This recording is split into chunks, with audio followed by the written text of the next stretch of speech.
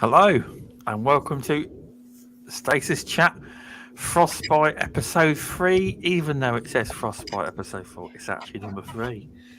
I'm filling in for a BMG who's unfortunately not feeling very well, so hope you feel better soon. And I've got a Sentinel with me. So how are you doing, mate? Good, Stubbs. How are you doing? I'm alright, cheers. Just impromptu, this was me coming on. And some big news has dropped. Big news, blown the internet. Well, I don't know if it's blown the internet up, but it's quite cool. It's been talked about for many years. It's been rumoured. It has. Yep.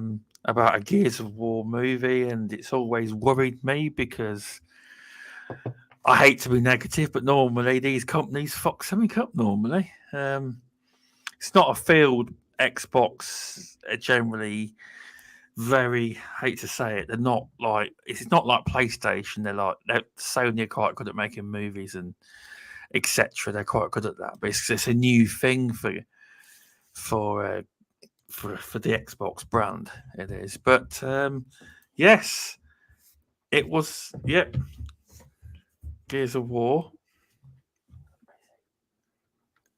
Definitely looking forward to it. I think, I'm surprised that it took movie makers and people behind these big budget television shows so long to put Gears of War into a franchise, because you look at all these huge action IPs that are in movies, and it feels like Gears of War was always made kind of tailor-made for that type of experience. The over-the-top characters, the hopelessness of battling against the hordes, and it felt like it was a no-brainer to put Gears of War eventually as an action movie.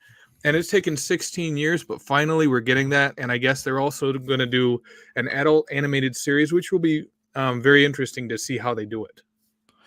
Oh, definitely. Sorry about that. My son came through there. Then it was but yeah, it messed me up there. So basically, Netflix obviously.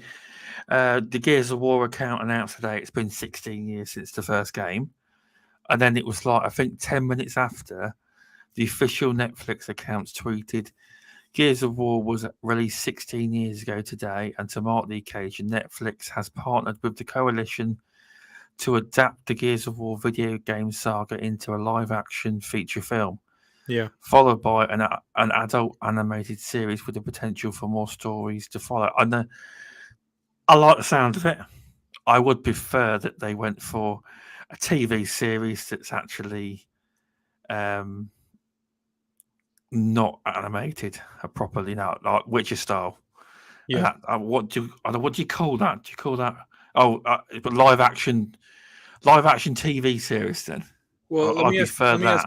let me ask you a question, Stubbs. Have you seen the and I want to bring this up because I could see this type of animated series leaning towards the Gears of War feel. Have you ever seen the Street Fighter 2 animated movie?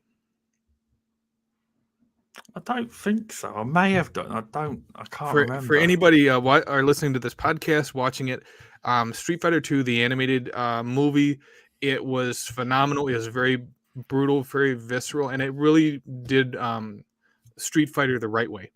And I think if they went by an adult animated series that was like that, it would actually be, if they're going to do an animated series, fine. I know Stubbs wants live action television, it would still be cool. Yeah, if they were going to do the adult animated series, I think doing it like that, where they don't shy away from blood or gore, I think that would be good. Now, again, I do personally agree with you, Stubbs, though, that I think a TV series, just live action, would be a lot better, especially how long these games are. Because the problem with making a video game into a movie is a lot of these games, they give you 10, 20, 30 hours of content, and trying to cram it into a movie, they try to cram all of that into anywhere from 90 minutes to 2.5 hours.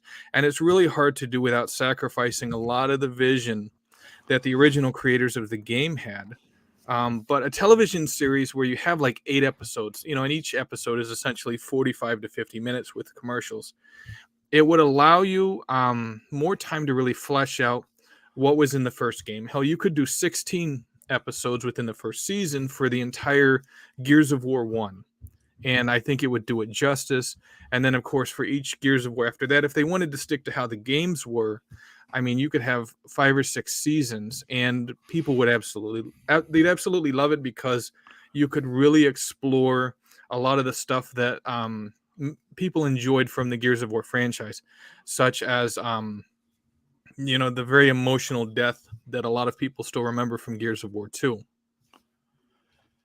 Yeah, exactly. I mean, you are right. It is hard to cram all of that into a movie. I mean, it is without sacrificing and certain things. But I would hope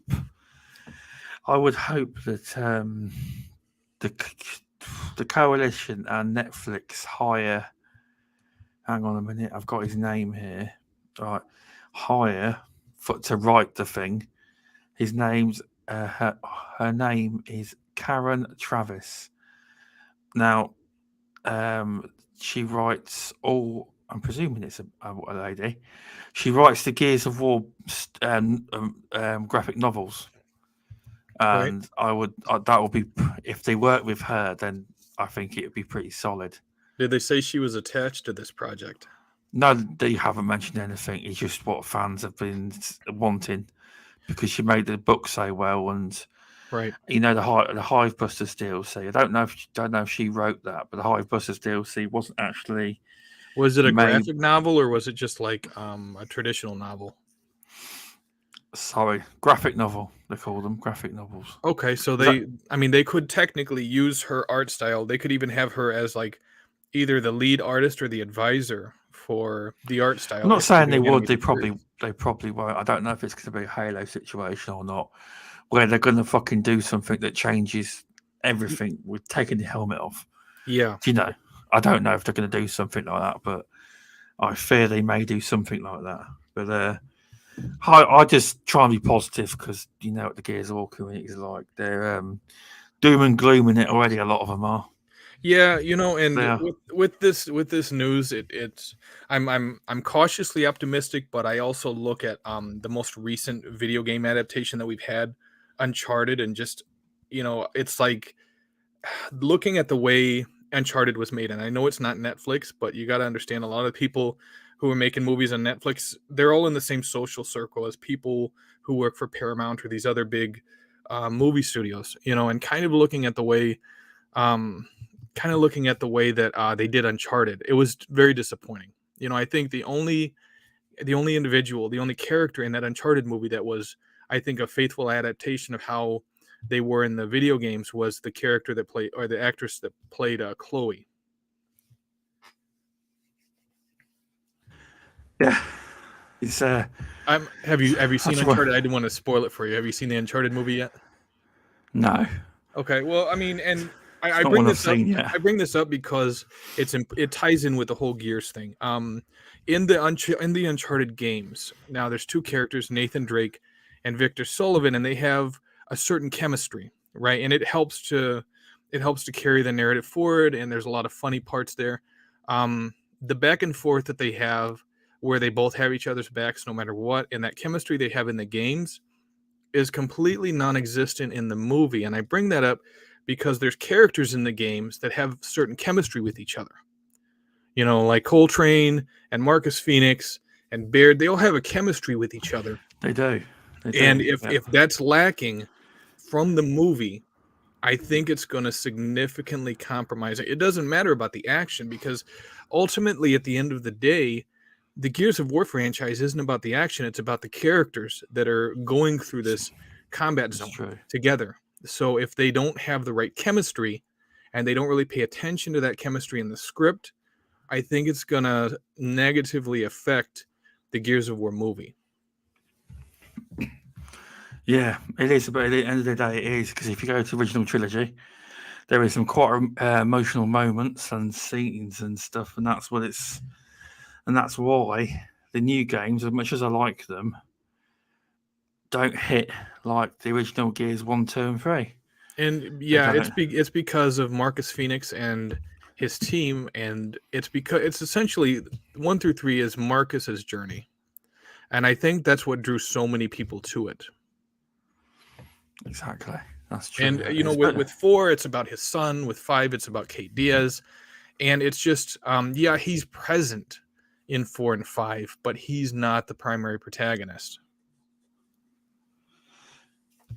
Exactly. Yeah, it's true. They're bringing. I do like the fact that they're running with Kate because, sorry to say, I mean, it's not really realistic for Marcus, who I guess in Gears 5 is Gears 4 is. You're a minute. You're a forces man. I mean, it's not realistic, is it, for a guy of 50 to 60 years old to be on the front line, something like that. I think that's the reason why they are trying to move for someone younger.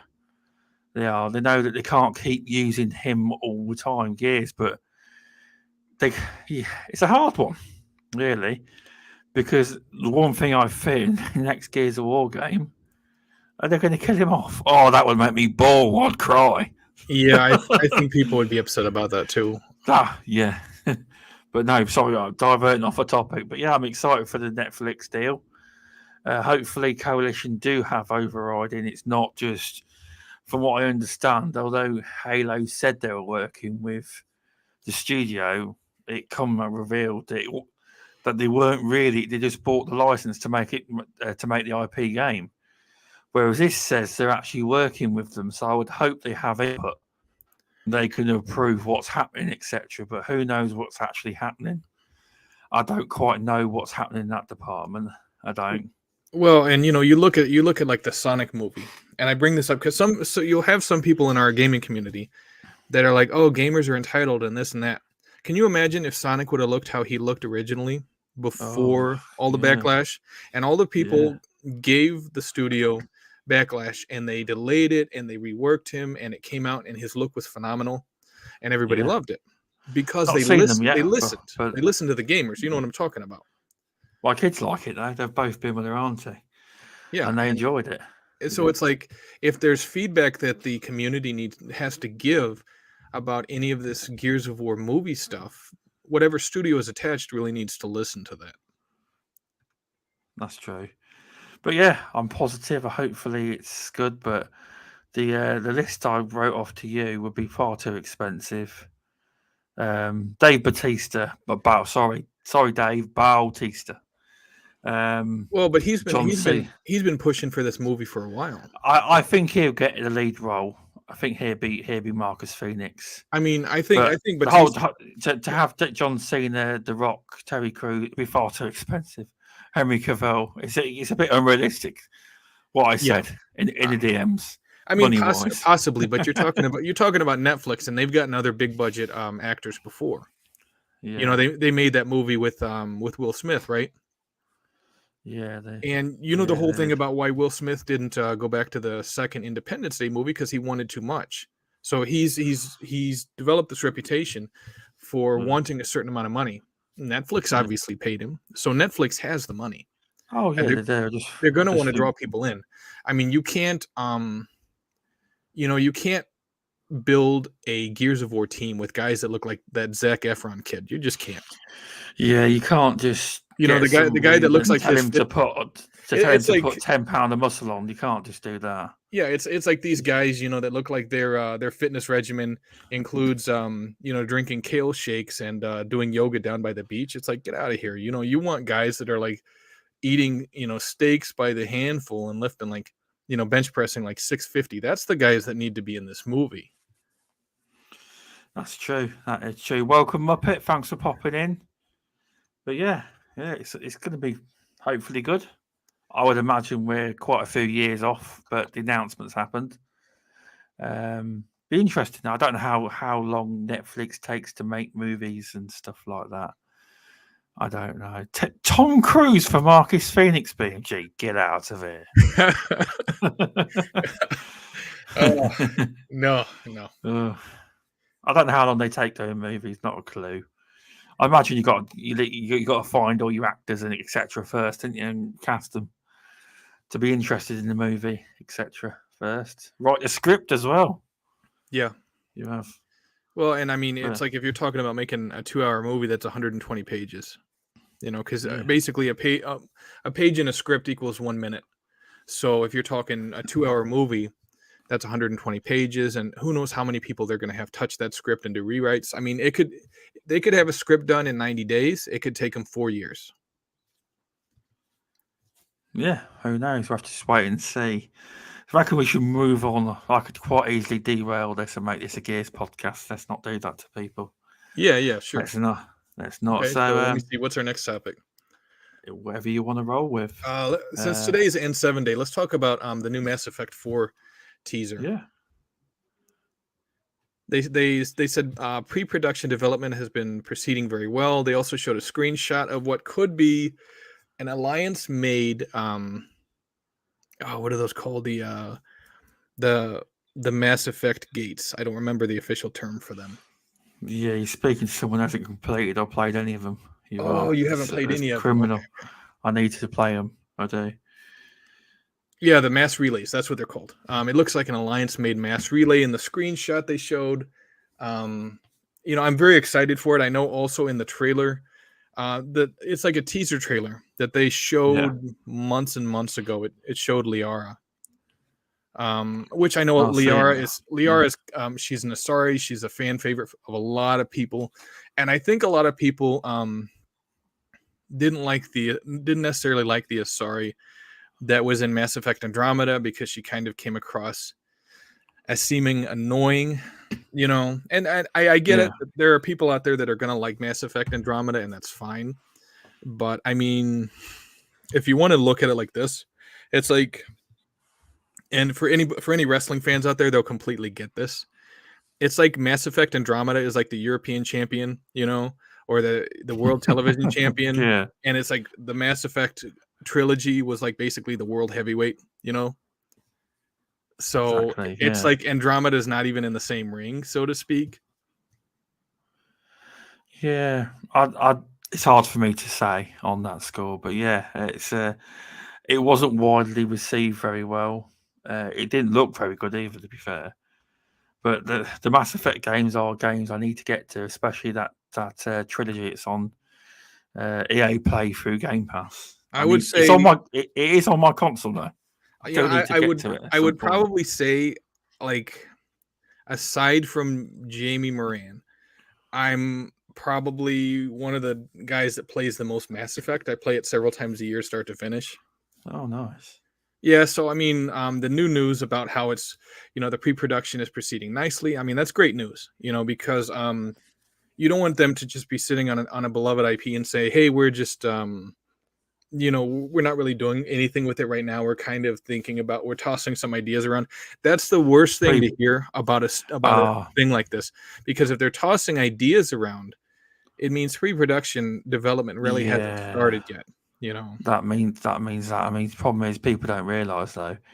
It's like when game developers say how long a game's took to make. Yeah, they quite often include pre-production ideas. Sometimes ideas and stuff can take 1 to 2 years, and because it's like you get a lot of concepts and what the concepts could be, or even name the artwork, what the monsters are going to be like. Gears of War took a long time. Yeah, Gears was meant to come out on the original Xbox. It came out on the 360. I don't think it could have been on the original Xbox though. It just in the end they had to tell Bill Gates, we can't put it on the Xbox. It's not powerful. I heard the same. I heard they said the same thing about Halo 3, that it was too graphically advanced, that they couldn't bring it on the original Xbox, so it had to be on the 360. Yeah, it's actually in the Gears of War trilogy book. You can buy, and it goes from when the company started. Like original Xbox, it actually says they had to go and tell Bill your console's not powerful enough. Well, and I don't think he was too impressed. But it's like Gears of War coming out on the Xbox 360, Halo 3 coming out on the Xbox 360, and then of course you had the original Saints Row, and you had Mass Effect. You couldn't get Mass Effect on the PlayStation 3; it was only on the Xbox 360. Okay. You had heavy hitters like that everybody was playing. I had friends whenever I was in the Army. I was in the Army when the Xbox 360 and the PS3 came out, and 95% of the people that I knew were playing Saints Row. They were playing Gears of War. They were playing Mass Effect. They're like, these games are crazy, and here I am with a PS3 playing Uncharted. And I'm looking at those, and it's not a knock against Uncharted, but compared to that level, of just action, I was just like, wow, maybe I need to buy an Xbox 360. You know? Well, yeah, it was it was the best console. I mean, I got a 360 back then. I did, and I only got into Gears of War because a bloke at work, Yeah. a young lad at work, said you need to get Gears of War, and I just bought it. Gears of War 2, Yeah. and then Gears of War, and they went back. Then I bought Gears of War 1. It's weird. I started on Gears of War 2, then I Yeah. got Gears 3. But yeah, Well, it's bloke young lad at work. I completely get that because I started with Call of Duty Modern Warfare 2 first. Yeah, You know, because before that I had played EA's game Black, which was okay. it was a phenomenal shooter on the original Xbox and the PS2. That was the game I started with. I didn't really start with Call of Duty games until the PlayStation 3. And, you know, I got Modern Warfare 2, and then I went back to Modern Warfare. But yeah, Okay. everybody was playing those games on the 360. Like, I maybe knew one or two guys out of like 50 or 60 that had PlayStation 3s. Everybody had Xbox 360s, you know. Yeah, I And do believe back then that I might be wrong, but Xbox used to gift military bases Xbox 360 consoles. Is what I yeah, believe. I don't know if it's true. I don't. I would believe that because I saw a lot of them around. Yeah, that's what I heard. A lot of them were mainly 360s. Yeah, and you know, From what I heard. I think it was kind of a missed opportunity for Xbox not to keep the Mass Effect series as a console exclusive. You know, because the original Mass Effect, it's like almost everybody that I knew that had an Xbox 360, they were buying Mass Effect. Everybody. You know, Yeah, and I think that helped to create a huge fan following for the franchise, you know. And I understand you go back and you look at Mass Effect 1 and how it plays, you can tell it's kind of rough around the edges. By the time you get to Mass Effect 3, it's very refined, and you look at how much each game has changed. And then, of course, Andromeda, they did some things right. I didn't really like the yeah. game that much, but they Okay. did a lot of things right, you know. So imagine how amazing Mass Effect 4 is going to be when it gets to the Series X and the Series S. Imagine how crazy that's going to be. Well, But hopefully a lot of the tech's realised by then. It's yeah, so it'll be graphically impressive. It will, because a lot of the tech's not realised yet on that console. and you know It's what? not. It's always like that though. You remember like last generation, they said the last 2 years of last console generation was really when developers were pushing the 1X and the PS4 Pro to their limits because they have Yeah. to learn how to fully utilize the hardware. And Okay. I know that EA, a lot of people crap on EA, and that's fine. Some people don't like them, but you have to admit that EA has talented studios working for them. And I think, you know, Anthem screwed up with Mass Effect Andromeda a little bit. Some people enjoyed it, and that's fine. I'm not knocking those people. They really dropped Yeah. the ball with Anthem, and that's because of a lot of reasons, and I don't want to go into that right now. But the whole thing is that Bioware is still, they still have a lot of talent. And I think the assets are still there. I think. yeah, Sorry to jump in, but I do think that the reason they never did Anthem 2.0, I think they had that Iron Man vision and that game yes, coming. I do believe that they can use a lot of the assets from Anthem with Iron Man yeah. because it had the potential. It really was like Iron Man. Well, do we Might know? be wrong. They may not be, but I reckon they will. Do we know which Ra- studio of EA's is making the Iron Man game? I don't know, but probably knowing BMG, if he's there, he'll probably be able to tell you. But Yeah, in you know, and chat, but it's like you look at the upcoming Dragon Age 4. You yeah, know, you look at this Mass Effect 4 that's coming out. You look at their Need for Speed game Unbound that a lot of people are actually excited about. And that's good. it's apparent that EA is really putting their best foot forward. Yeah, you can say about them microtransactions and all the stuff they've done in the past. I don't think any company is, you know, without negative marks on them, but I think EA is really trying to give gamers the best experiences going forward. I know Mass Effect 4 is going to be great, and the Iron Man game that, you know, that they just announced. I'm very Yeah, they excited to did. see what they're going to show us, but who knows how long it's going to take, you know. That's true. That's true. I mean, That is. you look at Marvel's Avengers that Square Enix put out.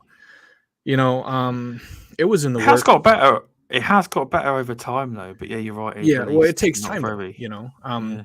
But they weren't the first studio to have a crack at a Marvel's Avengers game.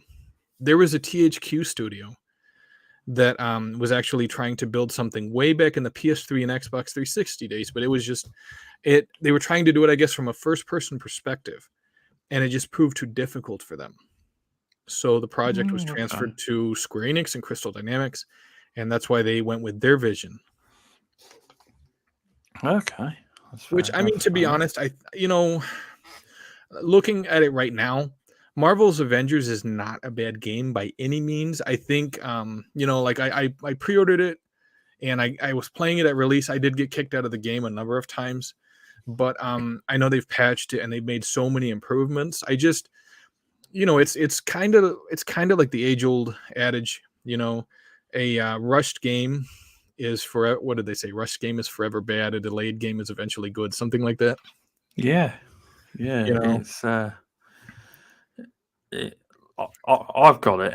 I haven't actually completed it yet, but to be fair, at one point they did actually make some of the DLC free, like Wakanda's deal. The Wakanda DLC, was it Panther? I can't remember. One of them was free. I liked some of the characters in there. Some of the original characters that were in there. I liked the Miss Marvel. I liked Thor. I liked Hulk. In my opinion, I think Black Widow was the best because her gunplay and her movement is phenomenal. I did not like Iron Man at all. I just didn't like it. I can't remember. I've not played it in a long while. Because you go from Anthem, where it has so much wrong with it, but it has the Iron Man mechanics correct, how they should be, and the Crystal Dynamic version of Iron Man is just not like that, and it's frustrating. Yeah, it's. And I mean, it's like I'm not knocking anybody that did enjoy playing as Iron Man. It's just going from how Anthem... BMG was. Yeah. I mean, he would say that, wouldn't he? Of course he would. Of course he would. No, but I mean, okay, BMG. So you compare Anthem's flight system to Iron Man from Crystal Dynamics. There's no comparison. There's no comparison because they figured out in Anthem how the flight and hovering system should work and how you can move while you're hovering and engaging enemies on the ground. That's how Crystal Dynamics should have done it, but they didn't. But like I said, there's other elements of that game that I did enjoy a lot, especially Black Widow. They did Black Widow really well. I don't know. I didn't try that. Oh, you haven't played Marvel's Avengers yet? Who, me? I have. Oh, you haven't made it that far, I guess? No, I just stopped playing it. The problem is, this Game Pass stuff is all good and that, but you get too distracted, especially when you've got a PS4. Yeah. I get distracted a lot. That's the problem. I've got to stay focused on one game. And I completely get it. I get it because you just have other stuff that's going on, or you're just, one day you just wake up and you're like, I just want to play some God of War today, or I just want to play some Forza Horizon today. I completely get it. And you get invested in this game and you just forget about the backlog that you have, I completely get it. Despite the fact I talk about Gears of War, I don't play it much. Yeah, it's quite funny now. I get it. I get it. Especially, because like if you enjoy the multiplayer, and you're playing multiplayer for a while and then you switch back to the single player, I know a lot of people could probably get lost in Gears of War all day long because there's just so much to do. Oh, yeah. And you look at Gears 5, you look at how much the Coalition has given people post-launch. There's tons of content. Oh, there's nothing now, mate. It's all gone. They don't even update the store. They've dropped support for it. You don't get nothing. Wow, they've written their hand. Yeah, that's what a lot of the complaints are about to the Coalition. Oh, they could have kept a tiny team going to keep the game like. Obviously, people still play it, but the wait times are quite long. Well, I mean, they don't bring nothing out new. Oh, at Christmas you may get a little winter event if you're lucky, but they announced it on Twitter on their account ages ago that they've dropped support for it. Damn, that's what I mean. That could be tied to them having a lot of projects on their plate. I totally agree. It's not bothering me that much. I do think though that because I honestly think the Coalition, and I love Forza Horizon. I love Forza Motorsport, but I believe that Coalition is really the only studio that Xbox has that's on par with like someone like Naughty Dog or Sony Santa Monica. I would agree, but I'm not going to say Santa Monica. They're too good. But the problem is, though, I think that they'll Coalition is never up be. there. I think Coalition Is up there. And as much as I'm a Gears of War fan, it hurts me to say this. If Coalition are ever to be realised of their true talents, it won't be Gears of War. It have to be a brand new IP they've built from the ground up, and that will show you the pure talent. But it's never going to happen. They're a Gears studio. I think I'm gonna have to book a flight to Washington, and I'm gonna have to go talk to Phil Spencer in Washington State and tell him he needs to have the Coalition work on a brand new Punisher game. They would be Punisher. I want that game, and Coalition is like the only studio I could see making it. They're a very talented team. They are. I've just sort of dropped this news. I know it's not in the DM thing, but Season Gaming reported today. I think it's the 7th. Yeah, it's the 7th today. That I know because you bought Call of Duty Modern Warfare 2. It's broke a new sales record for Call of Duty series.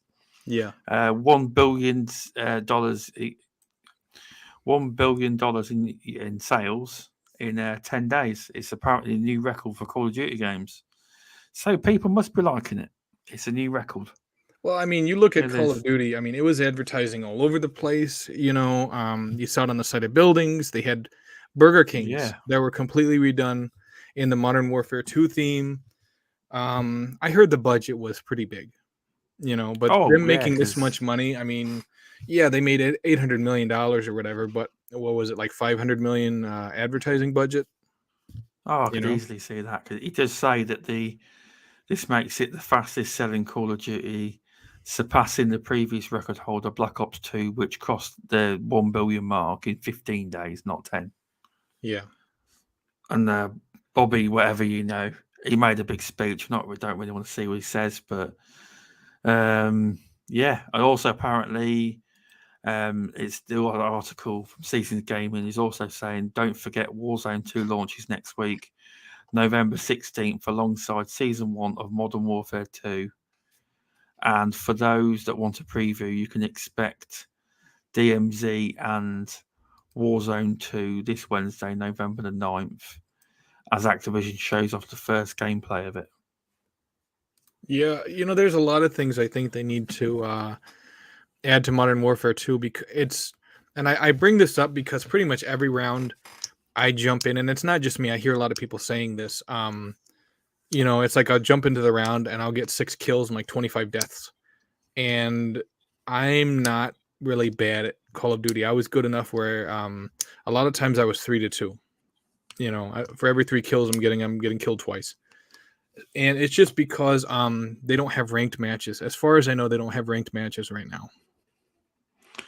No, so a lot of these people that would be playing ranked matches and stuff, they're in the normal lobbies. Oh, so it's making you've got your professionals in there too. Yes, and you can tell because there was someone in one of my rounds that went 26-3, and they're not sniping; they're running and shooting.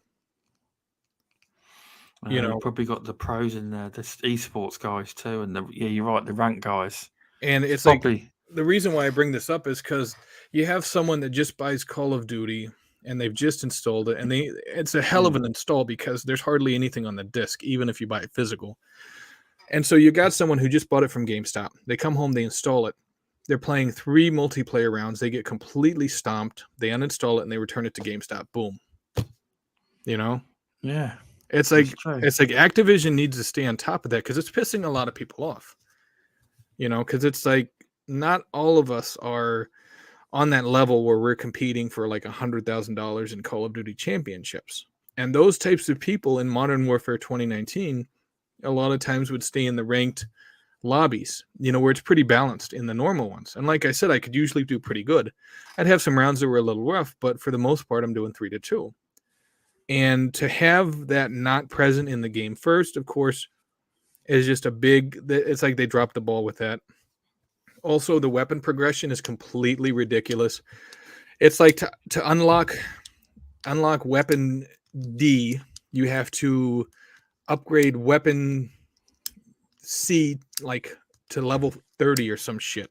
And then to even get weapon C, you have to unlock weapon B. And it's just basically you have to unlock this weapon and upgrade it to a certain level just to unlock a next weapon. And then just to unlock another weapon, as well as unlock a silencer for this weapon. And it's completely crazy the way they did this. That's like the worst part of Modern Warfare 2 right now. It's frustrating. You know, they and used to do that in the old games, but it wasn't that bad, was it? It wasn't that much. It's pretty bad. I mean, I'd be willing to bet you can find dozens of YouTube videos right now where people are all bitching about this because it's completely ridiculous. Yeah, it does sound. It's like I don't have the time to sit down and play Call of Duty 12 hours a day, 7 days a week. Do they offer you the option to buy the upgrades? I bet they do, don't they? Or don't I have no idea. But I mean, I know what Call of Duty do a lot of the time now. They keep a lot of their monetization methods, like out until the reviews are all up on that, and then they drop an update, and put it all back in. Well, I know the most recent update was like 48 gigabytes or something, which is crazy. It's crazy because it's like, why would this not go into, you know, the initial game or the day one update or whatever it is? It was like a week and a half, 2 weeks later. So it means that they rushed it so much that there was tons of stuff they already knew was wrong with, and they had to fix it later. You know, it's completely ridiculous. Yeah, can't really comment, but it does sound pretty ridiculous. It does. Yeah, I mean, and for everyone that enjoys Modern Warfare, you're going to notice a lot of the stuff right away, obviously. But hopefully Activision patches it to where you won't have to unlock weapon A to get weapon B, you know, and so on. It's completely ridiculous. I could understand a little bit of that, but it's like everything you could possibly want in this game, you have to level this up over here to level 30, but to even get that weapon, you have to level up another weapon, and to get that weapon, you have to level up another weapon before that. And it's like, are you kidding me? It's a bit silly. Yeah, so the whole situation is just completely out of control, and it's like the people that put this into the game weren't really. It's like they didn't think this out. You know, they didn't think this out. It does sound that way. It does. It does. But I mean, it is what it is. Welcome, you know, whatever. Welcome UK Dazarus. Muppet, thanks for popping in. All right, so let me see what is next on our list. Do you want to talk about the games that are coming soon to Game Pass?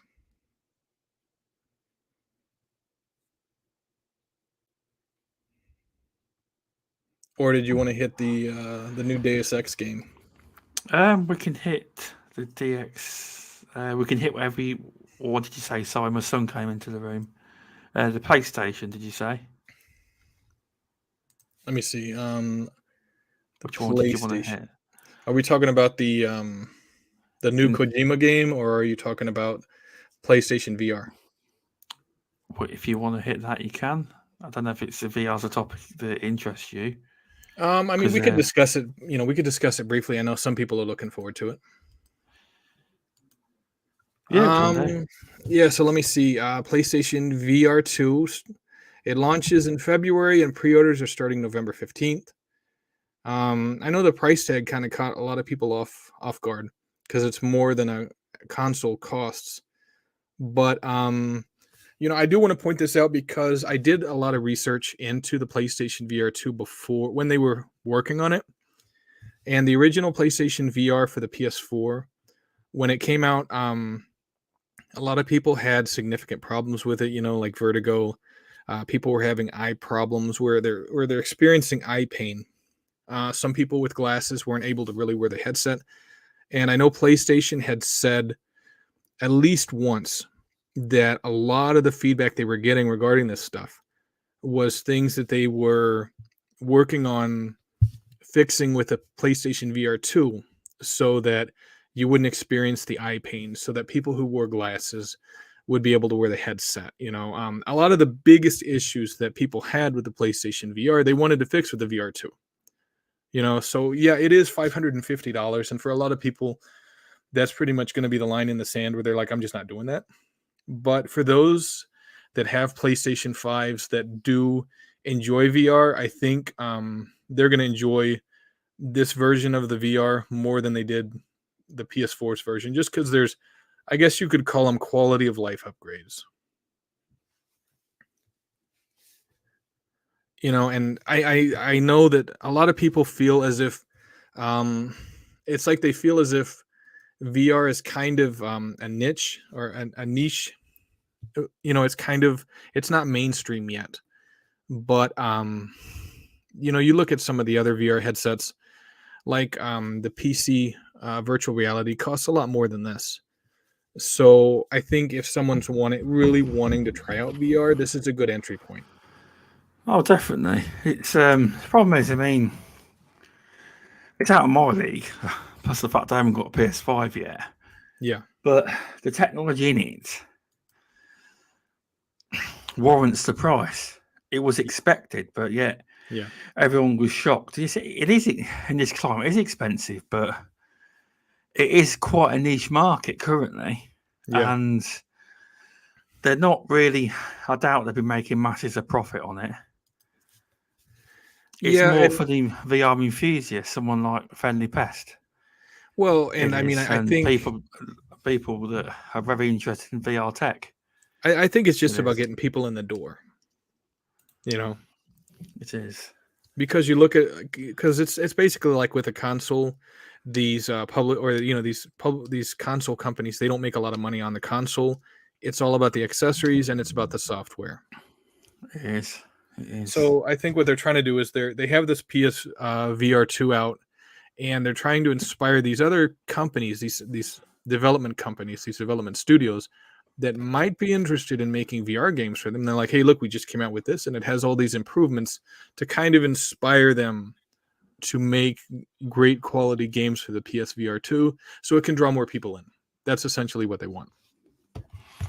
Yeah, definitely. They are ahead of the curve. I think, I personally think it should be a market Xbox are in. $2 trillion company should be involved, but they don't want to be. So I can see why, because of the disaster Connect, but Connect is used by national security now. Connect 2.0, it's used in airports and various different places. If you type in Connect 2.0, they use it in airport for scanners and cameras and all sorts now. Just not gaming. Yeah. Now, so they didn't dump the project; they just changed it for something else. And sometimes that's how it happens. The project just evolves over time. It does. It does. You're right. You're right there. Daz, yes, the Dreamcast is quite loud. Yeah, if you play a Dreamcast nowadays, obviously it's quite loud, even if you clean it up. Yeah. Old console, though. Very old console. It is. Yeah, I think a lot of us, though, who are playing the older consoles, you kind of expect a little noise with them. It kind of seems like now everyone wants their console to be, whisper silent. But back then you didn't care, you just turn up the volume on the TV. Exactly. That is true. It's just one of them things you got to put up with it. Even if you clean it up and take it apart and clean every single part, it's still going to be a bit like that, because it's just old, basically. Yeah, it is. It is. So it's not something you can play your console if you've got your wife in the bedroom or if someone's asleep. It might wake them up. Well, I mean, I think that would be a PS4 that maybe needs to be cleaned. It's waking the neighbors up. Well, my PS4 isn't too bad. It ain't. But I do need to get a kit to open up the Series X. Right. Because they always says that the Series X cleans itself. Nah, that's not true. It says that it turns the fans on at ultra speed and cleans all the dust off. But I have found that the actual fan has got dust on it. I've looked it up, and there's actually a way of opening up the Series X and cleaning it properly. Yeah. With an air can and everything. So I should probably it's easier to get into. Yeah, it is. But it's not as dusty as what the PS4 will be inside. I've never actually opened that. I haven't.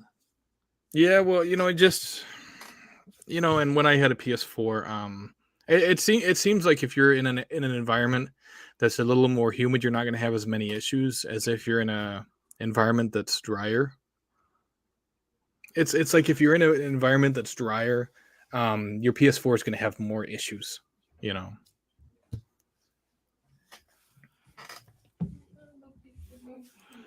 Exactly. I know what you mean. It is. We'll have to see. We will.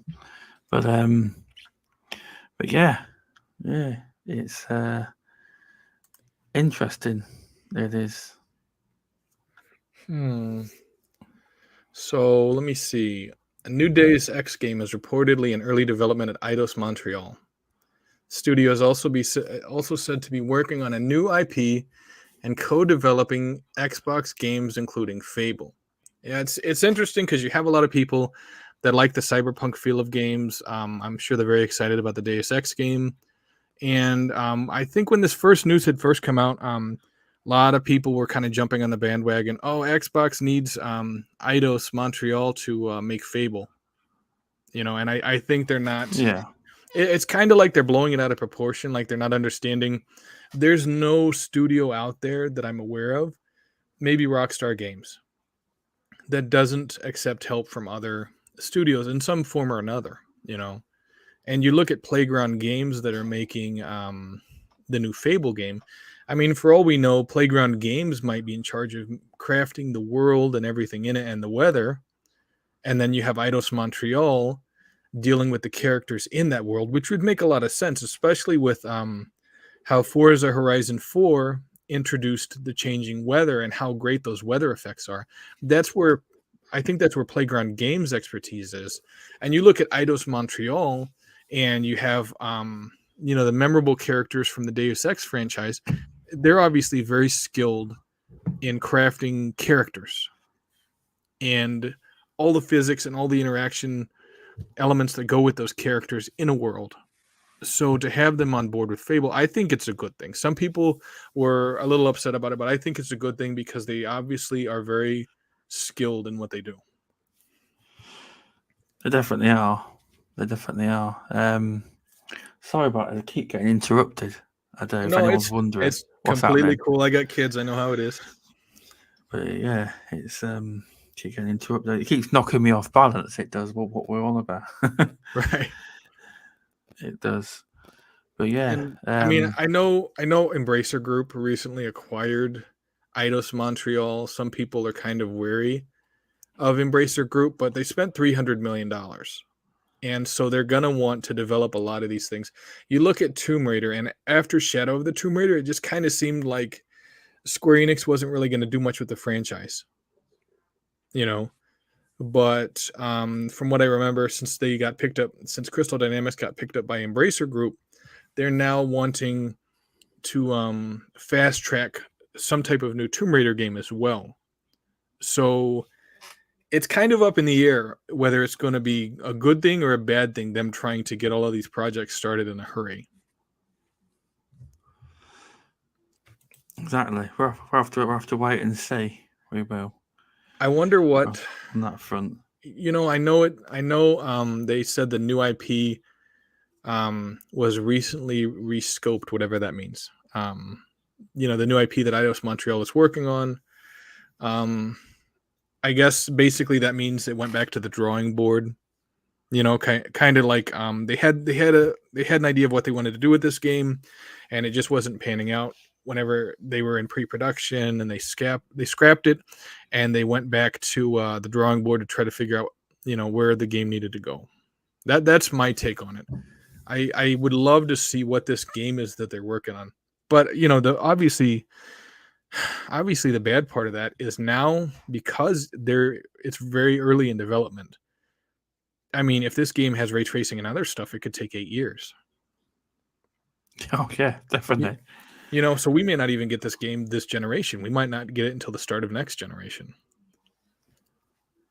Yeah, that's true. It depends. We'll have to wait and see on that front. But yeah, you are right. It could take a long time. And I mean, you have some studios like Infinity Ward that can pump a game out in 3 years.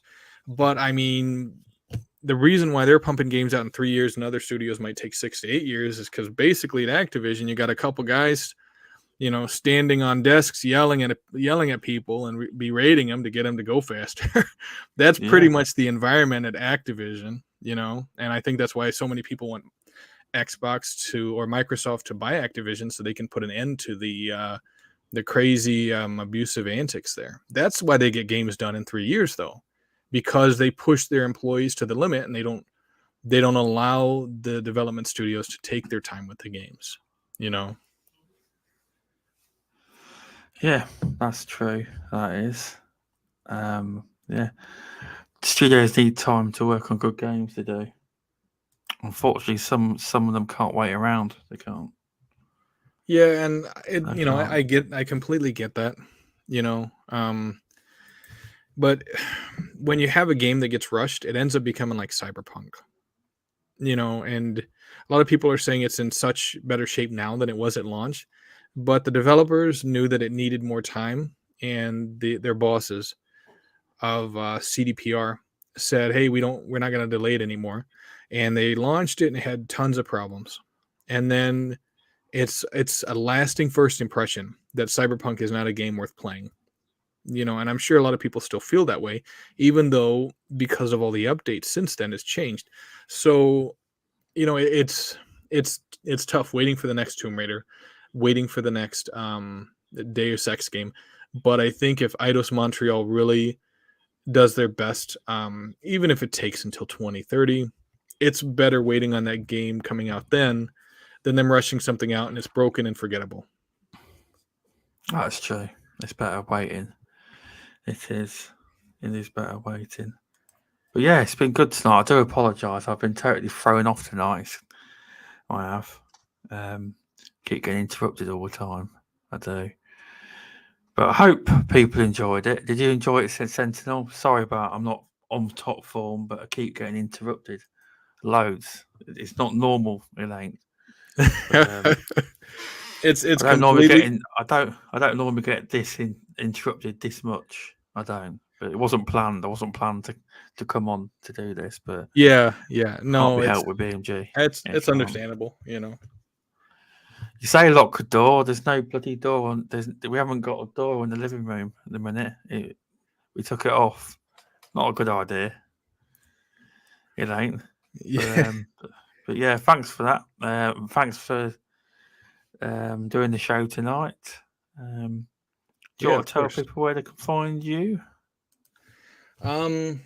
Sure. Let me see.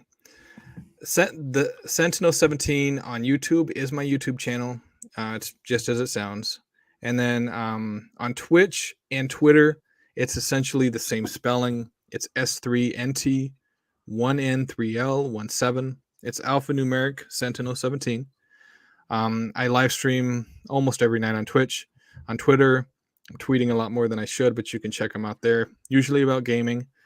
And let me see. I'm also on the Stasis podcast chat. This channel, I try to interact with the chat whenever we're having a podcast. Sometimes I might not, but if you're chatting in the chat window and I don't respond to you, just drop me a line on Twitter, and I'll definitely respond to you. I'm usually a pretty cool guy, so.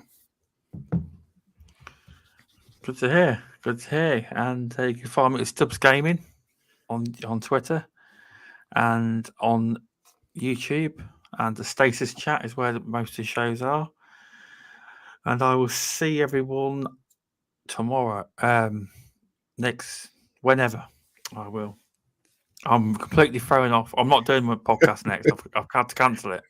It's that bad. It is. So thanks for tuning in, everyone. And I'm sure BMG will shut the show down now because he's hosting it. Thanks, everyone, for popping in. I do appreciate it. Thanks, guys. Have a good day. Thanks for watching our show.